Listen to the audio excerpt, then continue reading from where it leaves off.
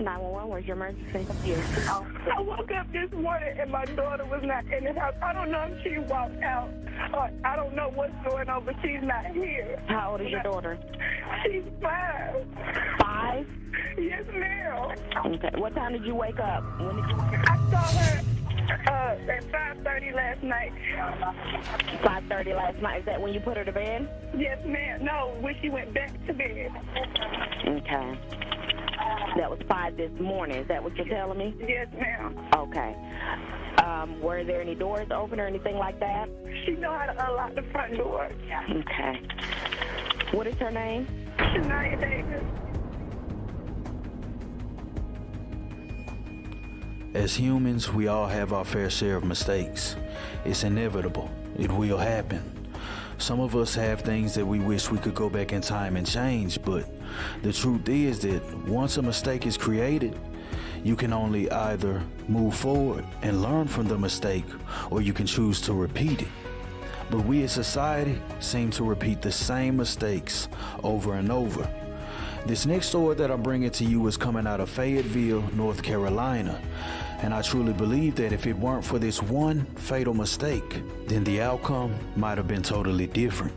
This is the story about how mistake after mistake would alter the lives of many. This is the story of Shaniya Davis, or who others know as Angel. June 14, 2004.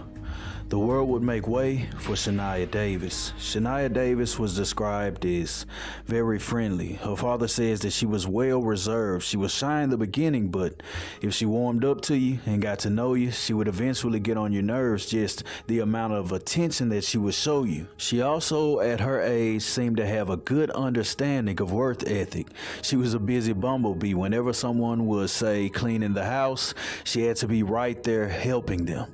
She was also a little diva in the making. She enjoyed the girly things, such as playing dress up, fixing hair, playing with Barbie dolls, just anything that a normal child her age would do, that's what she did.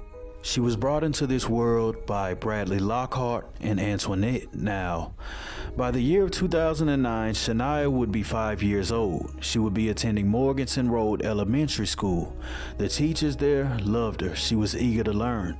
The students loved her as well. As I said, she was a real friendly person, so making conversation with a stranger was a little rough at first, but once she got to know him, she was all over them. That's just how she was. Shaniya would be predominantly raised by her father. Her mother was never really in her life. And in a minute, you're gonna find out that it probably should have stayed that way. Now, Shaniya's life was great. Life at home with her dad was lovely, but her mom, on the other hand, was going through a lot of issues. She had past drug use, past problems, and at the year of 2009, I guess Bradley felt like she was trying to change for the better. She had gotten a place to live, so Bradley decided that maybe it'd be a good thing if he let Shaniya be inside of her life. So Bradley sent Shaniya to live with Antoinette. So at this point, Shaniya is essentially between her father's house and her mother's house. She would go visit her father, but her father was remarried. He had a wife. And she would testify that sometimes it seems that Shaniya had marks on her. She felt that she was being abused. She said that on a few occasions she saw cigarette burns in her skin, but regardless of those situations, Shaniya continued to go to her mother's house. The back and forth visits would continue until November 10th of 2009. That's when those visits would come to a screeching halt because Shaniya would vanish. And at 6:52 in the morning, her mother would place a call to 911, informing them that her daughter was missing and she can't find her. 911, where's your emergency? Yes, ma'am. My name is Antoinette Davis, 1116 A, Sleepy Hollow. Ma'am? My name is Antoinette Davis, 1116 A, Sleepy Hollow. Okay, I'm not getting your address clearly. Can you slow down a little bit and tell me again?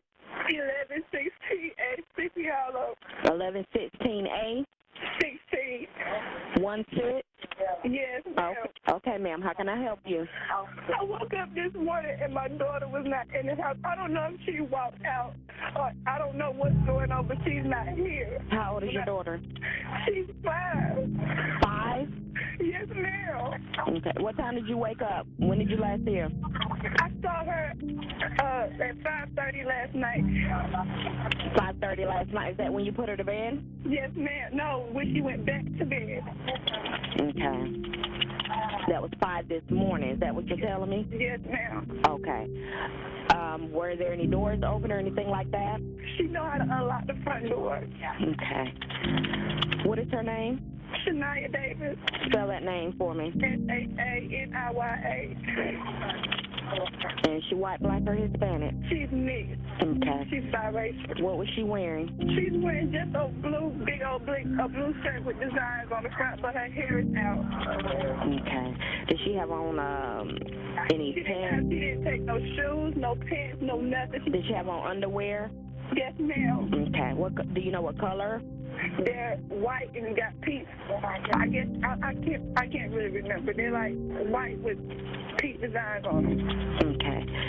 Okay. And you said none of the doors were open? No, ma'am. They were locked, but she knows how to unlock the front door. Was it closed this morning? Yes, ma'am. And you said it was around 5:30? Yes, ma'am. Okay. Have you checked the neighborhood? I checked everywhere. I haven't checked the back end of the neighborhood yet, but I checked the front end. I don't know what else to do. I don't know what else to do. Are there any more juveniles inside the home? It's my son, but he's here. Okay. And your door was not unlocked. That's what you're telling me? No, it was not unlocked. But I'm telling you, she knows how to unlock it. I'm hoping that she didn't unlock it and walk out. Okay. Joining us exclusively from Fayetteville is Shaniya's father, Bradley Lockhart, and his sister, Carrie Lockhart Davis. Good morning to you both. Good morning. Bradley, let me begin with you. What are police telling you this morning about the latest in the search for your daughter? They're keeping me informed, however, they're not providing a lot of information.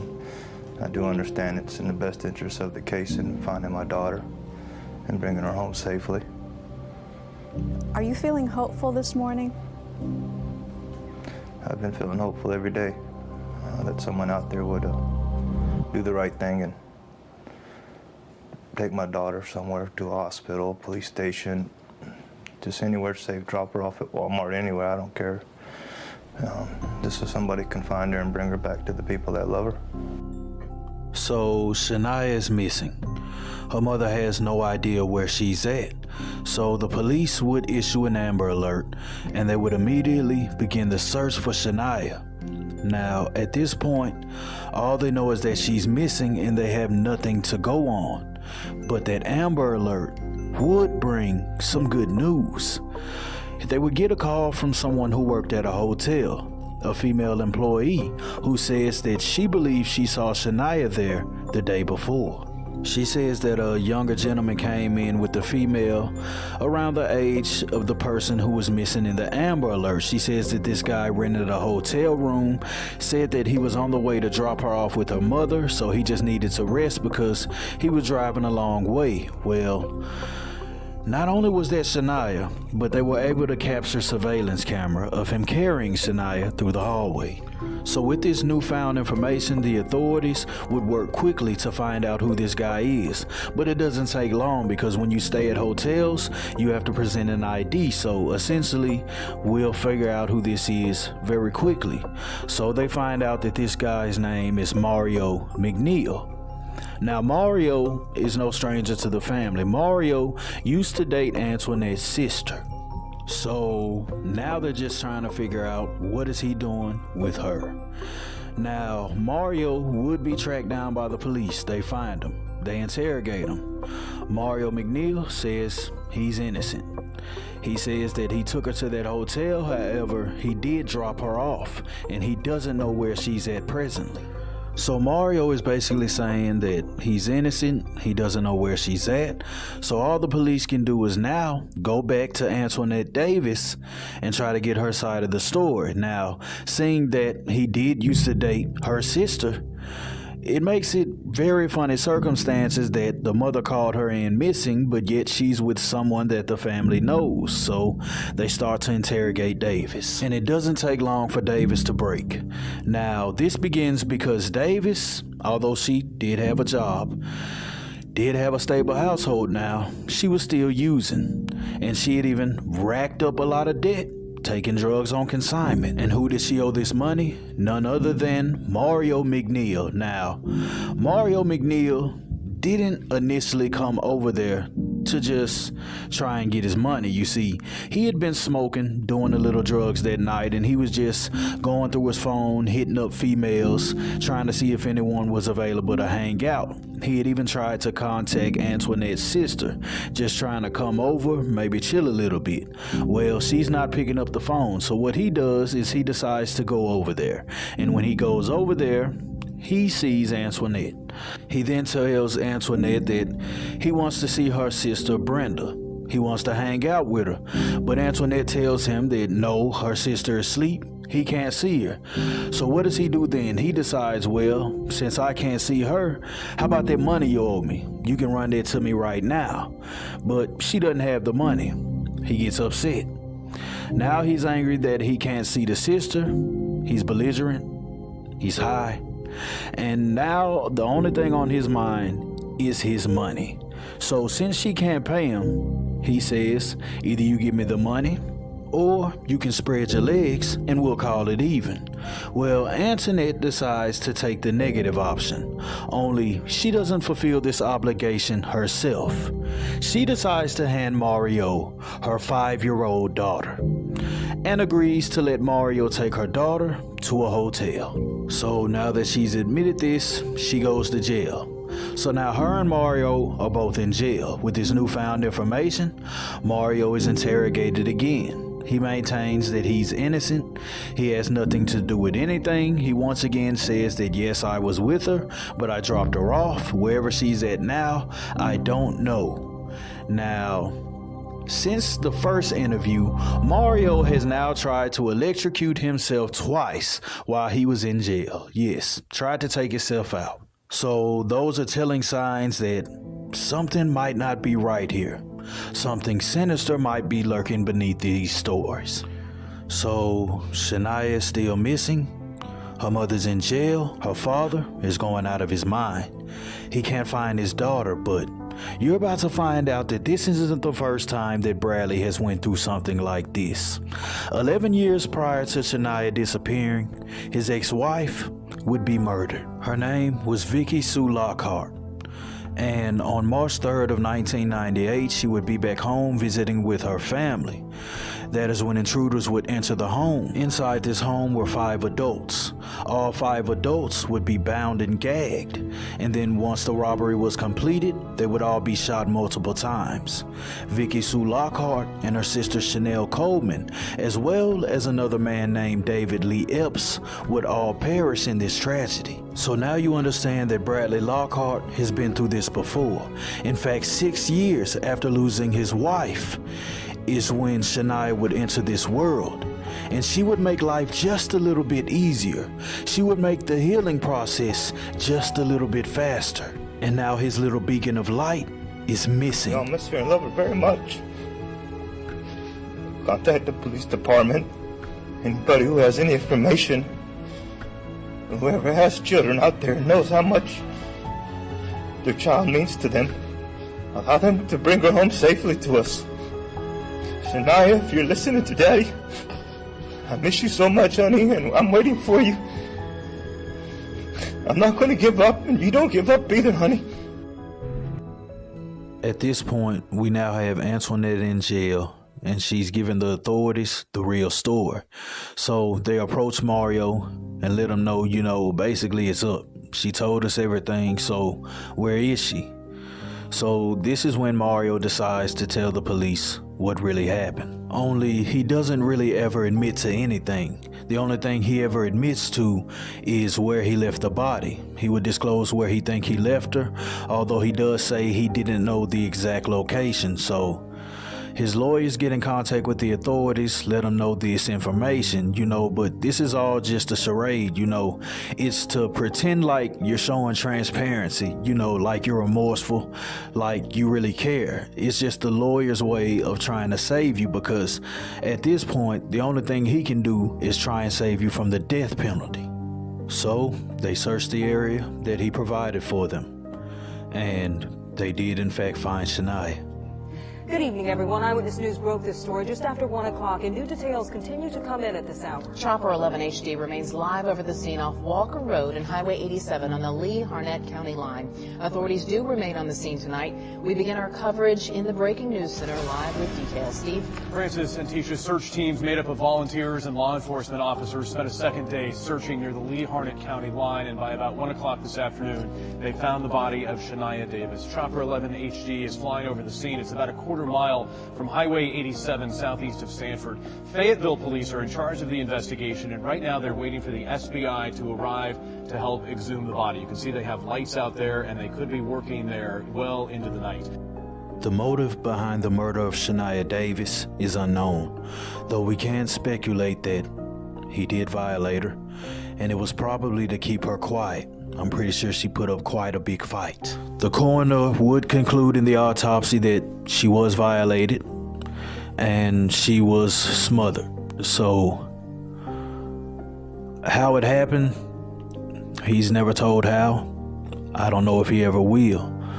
But that's a real heinous act. It's sickening. It's sad. It makes you question humanity as a whole. Where are we going these days? Which brings me right back to the beginning of this video when I was talking about empathy. What a powerful thing empathy is. The ability to empathize with others, to truly feel how others are feeling. That is something that we as humans all possess. Just some choose to suppress it. And sometimes the lack of empathy causes us to do things that may cause a fatal mistake. Now, I say this to say this. I'm in no way, shape, or form trying to blame the authorities for her death. However, a couple of weeks before Shaniya went missing, Antoinette's house was raided by the authorities. This was a drug raid. But during this raid, they didn't follow protocol. They were to notify Child Protection Services that they did in fact raid that house for drugs and there were children present. But the authorities did not do this. If it weren't for this one mistake, Shaniya might still be here, because proper procedure would have been for them to open a case on the family. They would have seen, the habitat that she was living in with her mother, and they would have immediately sent Shaniya to live back with her father in a safe and clean environment. But due to this one mistake by the authorities, by not reporting what the facts were, she ended up losing her life, and I feel like that this was easily preventable. Yes, that monster Mario deserves every bit and every negative comment that comes his way. He is the reason why this happened, as well as Antoinette. But I can't stop thinking about how if they'd have just followed protocol and, reported that it wasn't a safe environment for her, she would have been taken out immediately, and she would probably still be here today. For Antoinette's role in this, she would receive a whopping 17 years at a minimum, and is currently due to be released out of prison in May of 2027. I feel like she's just as liable.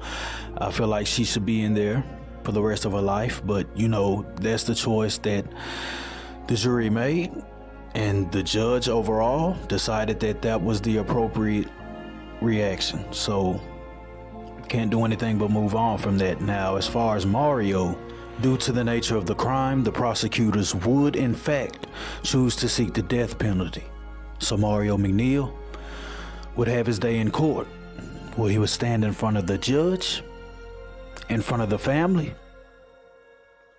in front of the entire world, and his fate would be decided. Will the foreperson please stand? Madam Clerk, please take the verdict. Madam Foreperson, the jury has returned as its verdict as to the issues and recommendation as to punishment as to the defendant, Mario McNeil, in file number 09-CRS-66040. As to issue number 1, yes. As to issue number 2, yes. As to issue number 3, yes. As to issue number 4, yes. The jury has returned as its recommendation as to the defendant, Mario McNeil, that he be sentenced to death. Is this unanimous recommendation of the jury? So say you all by raising your hand. Court sees 12 hands. Thank you. You have a seat. Defense may have a seat.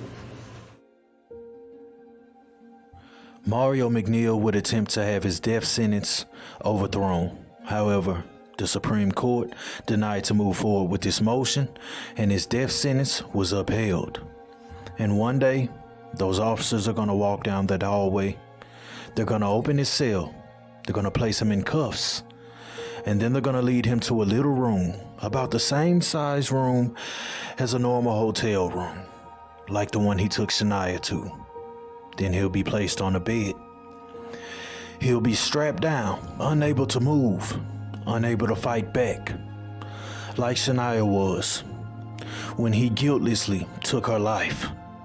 And then they're going to take that syringe and place it inside of you.